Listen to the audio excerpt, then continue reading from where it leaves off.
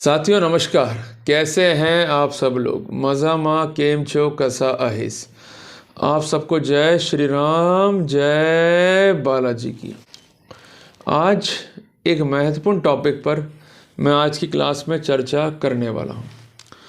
साथियों, आपने कई बार फेसबुक पे या यूट्यूब पे जो शॉर्ट वीडियोस आती है उस पर देखा होगा कि एक लड़की एक लड़के से कहती है कि तूने क्या कभी सेक्स किया है, और लड़का जो है शुरू में शर्माता है और बाद में अपने काम उत्तेजना का प्रदर्शन करता है, और उसके बाद वो सीन कट जाता है। बट उसके बाद का जो सीन है वो हमें पता है क्या होता है। साथियों, एक मादा का शरीर और एक नर का शरीर जब संभोग करता है तो वहाँ पर एक प्राइम कंडीशन कानून की होती है, जिसको हम कहते हैं कंसेंट। अगर मादा ये कहती है कि मेरी कंसेंट नहीं है, मेरी सहमति नहीं है इस संभोग में, तो वहाँ कानून ये कहता है कि आपने उसका बलात्कार किया। अगर प्रीवियस कानून को देखें तो वहाँ पर स्थिति क्या थी कि अगर आपके रिलेशनशिप विद कंसेंट नहीं है या अगेंस्ट विल है तो ये बलात्कार है। इसके अलावा अदर कैटेगरी में जो है स्पेसिफिक की गई थी। बट आज के समय में जब नया कानून पिक्चर में है तो उसमें एक कंडीशन और जोड़ दी गई है, फॉल्स प्रॉमिस टू मैरी। अक्सर लड़कियाँ थाने जाकर ये कहती हैं कि हमारे साथ जो है धोखा हुआ है, हमें ये झांसा दिया गया कि ये बंदा जो है हमारे साथ शादी करेगा। मैं मना करती रही, मैं सहम गई थी, ये नहीं माना और इसने मेरे साथ जो है बलात्कार कर दिया। अब एक सोचने की बात है कि जब कोई सेक्स कंसेंट से होता है या जब उस सेक्सुअल इंटरकोर्स का आउटकम जो है रेप है, तो दोनों में कितना अंतर होगा। प्रॉब्लम क्या है, हम खुद अपने दुश्मन जो है बन चुके हैं। हम तब जागते हैं जब लड़की थाने पहुंचकर या कचहरी पहुंचकर हमारे विरुद्ध कार्रवाई कर चुकी होती है। तब बहुत देर हो जाती है और कोर्ट को लगता है कि ये बंदा आफ्टर थॉट जो है वर्जन तैयार कर रहा है। हम चिल्लाते रहते हैं, चीखते रहते हैं, पर कोई हमारी नहीं सुनता है, क्योंकि कानून का स्ट्रक्चर ही ऐसा है। तो इंसेप्शन से हमें क्या ध्यान में रखना है, ये आज हम इस वीडियो में चर्चा मिलेंगे। आज की वीडियो का बेसिक क्वेश्चन ये है कि कोई लड़की ये कहती है कि उसके साथ धोखा हुआ है, उसे शादी का प्रस्ताव दिया गया और अल्तो गथवा ये लड़का जो है उसके मज़े लेता रहा, उसके साथ सेक्स करता रहा, अपने काम उत्तेजना को संतुष्ट करता रहा। तो अंतोगत्वा उसके विरुद्ध कार्रवाई करते हुए उसे गंभीर रूप से दंडित करने की कृपा करें, ये उसकी मांग जो है अक्सर होती है। तो क्या ऐसी एफआईआर चलने योग्य है यदि हमारे पास एक स्ट्रॉन्ग प्ली ये है कि हमने कभी भी उसको शादी करने का वायदा नहीं किया, हमारे बीच सेक्स तो हुआ है बट सेक्स सहमति से हुआ है। तो कानून क्या है और स्थितियां क्या हैं, ये हम सब एक एक बिंदु को चर्चा करते हुए चलेंगे, और जो भी बात कहेंगे और चर्चा में लेंगे उसके पीछे एक लीगल सपोर्ट होना चाहिए। तो आज की चर्चा में जो लीगल सपोर्ट है वो एक जजमेंट है ऑनरेबल सुप्रीम कोर्ट का, जो कि 6 मार्च 2024 को पारित किया गया। इस केस का अपील नंबर है 3431/2023। यहाँ पर जो अपीलांट है ये पहुँच गया ऑनरेबल सुप्रीम कोर्ट में। इसका कहना यह है कि हाईकोर्ट का जो व्यू है वो अनजस्टिफाइड है और हाईकोर्ट ने गलत रूप से सेक्शन 482 सीआरपीसी के तहत अपने पावर्स को एक्सरसाइज करने से मना किया है, जबकि इस केस में फिट ग्राउंड है टू एक्सरसाइज अ पावर।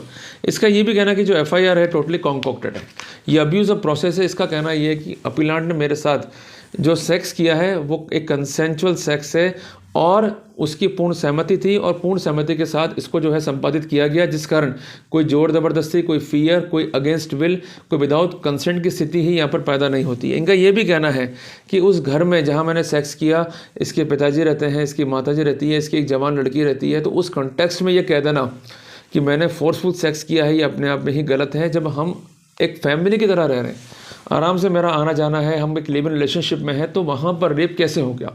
इनका ये भी कहना है कि इसके स्टेटमेंट जो कि पुलिस में है, जो कि 164 सीआरपीसी बिफोर मजिस्ट्रेट है, और जो कंप्लेंट है उसमें गंभीर विरोधाभास है। इसका ये भी कहना है कि लड़की कहती है कि मैंने डिवोर्स लिया, उसके बाद इसने धोखे में रखा, शादी का वायदा किया और मेरे साथ जो है सेक्स किया, जबकि इसका तलाक ही जो है मंजूर नहीं हुआ था। इसका तलाक जो है मंजूर हुआ था 13/1/2021 को, जिस कारण कोई भी फॉल्स प्रिटेक्स्ट का, कोई फॉल्स प्रॉमिस का प्रश्न ही उत्पन्न नहीं होता। Initiation of proceedings or abuse of process of law and liable to be set aside. इनके वकीलों ने जो है इसको अपोज किया और अल्टीमेटली मामला जो है जब सुप्रीम कोर्ट पहुंचा, तो सुप्रीम कोर्ट को पहले ये देखना था कि इस मामले में वास्तव में क्या विरोधाभास है एफआईआर में या पुलिस स्टेटमेंट में या उन स्टेटमेंट्स में जो मजिस्ट्रेट को दिए गए हैं एज पर section 164 of CrPC. Note down कर लिया आपने। अब यहाँ एक कंपैरेटिव चार्ट जो है सामने आया। सबसे पहले कोर्ट ने देखा एफआईआर को। एफआईआर में लिखती है कि she was managing her own cloth shop. ठीक है जी। उसके हस्बैंड से उसका डिस्प्यूट हो गया, 10/12/18 को उसको डिक्री ऑफ डिवोर्स मिल गया। उसकी एक जवान लड़की है 15 साल की। 2017 में एक कंपनी जो है उसका मकान जो है किराए पे लेती है, जिससे कंसर्न है अपीलांट। अपीलांट जो है रोज़ उसके दुकान पे आता था, वो लोग बैठते थे, बातचीत करते थे, उनके बीच जो है रिलेशनशिप जो है स्टार्ट हो गया। अल्टीमेटली इसने कहा कि तुम डिवोर्स ले लो, मैं तुमसे जो है शादी कर लूँगा। और मैंने जो है डिवोर्स ले लिया। और 10/1/19 की रात 11 बजे ये मेरे कमरे में आता है और मेरे साथ जो है फिज़िकल रिलेशनशिप बनाता है। मैं अपने आप को रोक नहीं पाती हूँ और ये कहती हूँ कि मैं अभी तुम्हारे साथ मैरिड नहीं हूँ। ये लड़की का कंटेंशन अपने एफआईआर में था और उसने कहा भाई तू घबरा मत, हम शादी कर लेंगे। इस प्रॉमिस के साथ मैंने सेक्स कर लिया। मतलब कितनी विडम्बना इस देश की है, कितनी दुख भरी बात इस देश की कि लड़की जहाँ एक और मज़े ले रही है, फुल सेक्स को एंजॉय कर रही है, और ऑन द कॉन्ट्री जब लड़का ये कहता है कि हमारे बीच संबंध जो है सहमति से बने, तो लड़की का एक स्टेटमेंट कि हमारे बीच संबंध सहमति से नहीं बने, दबाव में बने हैं, झूठ के कारण बने हैं, तो वहाँ पर उस स्टेटमेंट को सच मान लिया जाता है। कितनी विडम्बना इस देश की है। आज सेक्स करना कोई मजाक है क्या? आज कोई लड़की के साथ फोर्सफुल सेक्स करके देखो, आप नहीं कर सकते हो। जब रेसिस्ट करेगी वो तो आप नहीं कर पाओगे, ये बात मान के चल लो। जब कंसेंचुअल होगा तो आप भी इंजॉय कर रहे हो, वो भी इंजॉय कर रही है। अल्टीमेटली क्या होता है कि सारा का सारा निगाह जो है आपकी पैसे पर है।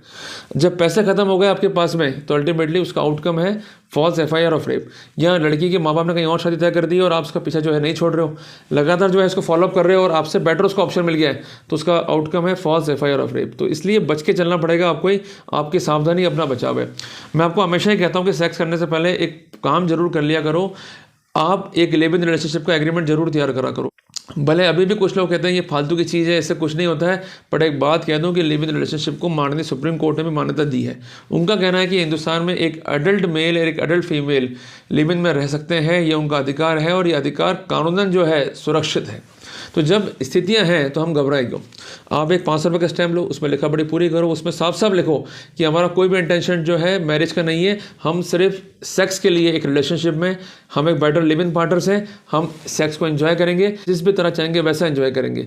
तो वहाँ पर फिर कोई भी दिक्कत आपको नहीं है। कई बार क्या होता है, ये लड़की बोलती है कि साहब मेरे साथ एनल सेक्स कर लिया, कई बार ये कहते हैं कि साहब कोई इंस्ट्रूमेंटल जो है मेरी वेजिनल पार्ट में इंसर्ट कर दिया। भाई देखो आज के टाइम पर जो BNS कानून बन रहा है उसमें सब चीज़ें हैं, तो हर एक चीज़ को लिखवा के रखो कि हम जैसा चाहेंगे वैसा करेंगे, फुल एंजॉय करेंगे सेक्स को। और हर बार जो है कंसेंट अलग से इस कागज़ में लिख ली जाएगी कि मैं सेक्स के लिए रेडी हूँ। हो सके तो इस सारी बातों को जो है एविडेंस बनाते हुए चलो। अगर आप नहीं बनाओगे तो वहाँ आपको दुख पाना पड़ेगा।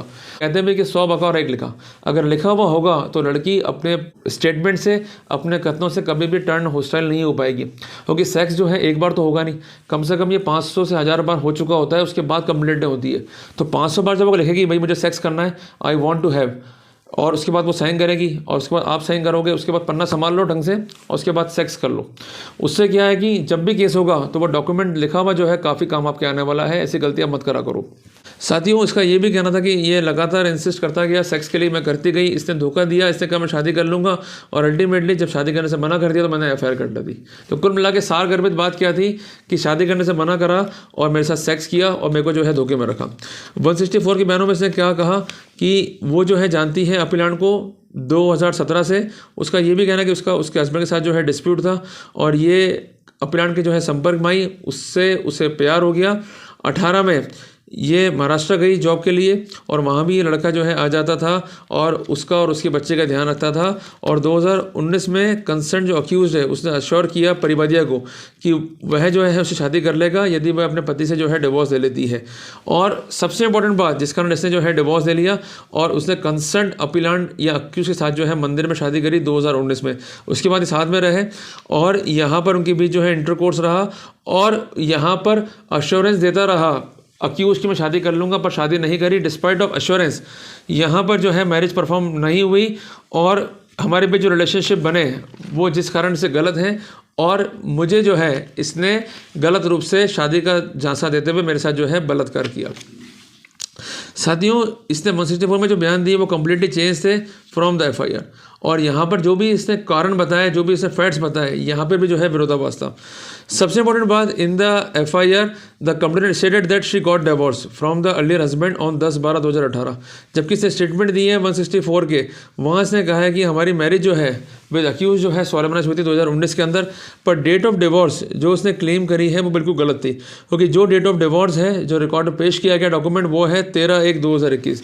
तो उस सिनेरियो में इससे शादी करने का और शादी का वायदा करने का प्रश्न ही उत्पन्न नहीं होता। तो कोर्ट ने कहा कि जो FIR में कंटेंट है, जो 164 में कंटेंट है, जो पुलिस के स्टेटमेंट है उसमें कंटेंट है, उसमें तीनों में जो है विरोधाभास है। और इसके अलावा ये एक मैच्योर लेडी है, एडल्ट है, इसका परिवार है, परिवार में कौन है, इसके पेरेंट्स हैं, इसकी बच्ची है, तो वहाँ पर उसी परिवार में जाकर इस लड़के के द्वारा फोर्सफुल सेक्स करना, लगातार करना, इसका बलात्कार करना, ये अपने आप में ही डाउटफुल प्रकट जो है होता है। कोर्ट ने कहा कि जब ये लड़की मैच्योर है, अपना डिसीजन ले सकती है, अनकॉन्शियस माइंड की नहीं है, तो उस सिनेरियो में ये कह देना कि मेरे साथ फॉल्स प्रिटेक्स्ट में जो है संभोग हुआ है, मेरे साथ जो है गलत काम हुआ है, ये बिल्कुल ही डाउटफुल जो है वो प्रकट होता है और इसके स्टेटमेंट में जो है रिलाई नहीं कर सकते। कोर्ट ने यहाँ पर अनेकों ही जजमेंट्स को जो है रिलाई किया।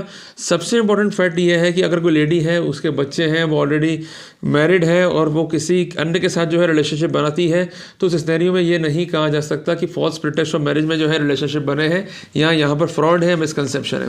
कुल मिला के जब इनके संबंध जो है कंसेंचुअल है, लंबे टाइम तक है, फोर्सफुल नहीं है और फॉल्स प्रिटेक्स्ट और मैरिज वाली बात ये कर रही है, बट ये खुद जो है मैरिड है और मैरिज के दौरान के संबंध जो है लगातार अक्यूज से रहे, तो वहाँ पर फॉल्स प्रिटेक्स्ट को जो है अज्यूम नहीं कर सकते।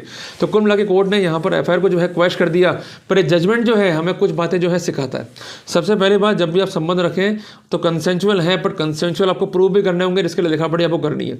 दूसरी बात यह है कि अगर लड़की बाद में कंप्लेंट दर्ज कराएगी भी, तो कम से कम ये कॉन्टेंट जो है काफ़ी आपके काम आने वाला है। तीसरी इंपॉर्टेंट बात, अगर वो मेजर है और वो जो है अपनी कंसेंट देने में सामर्थ्यवान है, वो अनसाउंड माइंड की नहीं है, तो उस सिनेरियो में वहाँ पर एक बेसिक प्रोटोकॉल है अजम्पशन का कि ये लड़की जो है विलफुल थी टू द कंसेंट।